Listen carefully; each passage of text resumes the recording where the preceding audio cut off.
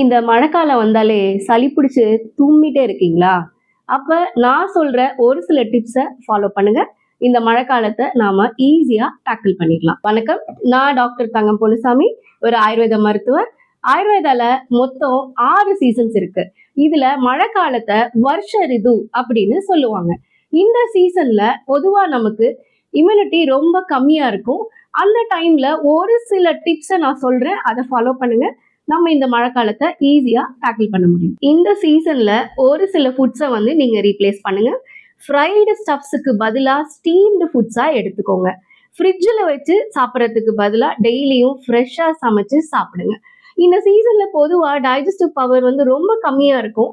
அப்போ அதை இன்க்ரீஸ் பண்றதுக்கு நீங்க சுக்கு, மிளகு, திப்பிலி, மஞ்சள், பெருங்காயம் இதெல்லாம் உங்க டயட்ல டெய்லி இன்க்ளூட் பண்ணுங்க. நான்வெஜ்ஜை கொஞ்சம் குறைச்சிக்கோங்க. குறிப்பா ரெட் மீட்டை கம்மி பண்ணுங்க. தயிருக்கு பதிலா மோர் இன்க்ளூட் பண்ணுங்க. Cool drinks, soft drinks, cold water இது எல்லாத்தையும் அவாய்ட் பண்ணுங்க. அந்தந்த சீசனுக்கு ஏற்ற மாதிரி சீசனல் ஃப்ரூட்ஸ் அண்ட் வெஜிடபிள்ஸை எடுத்துக்கோங்க.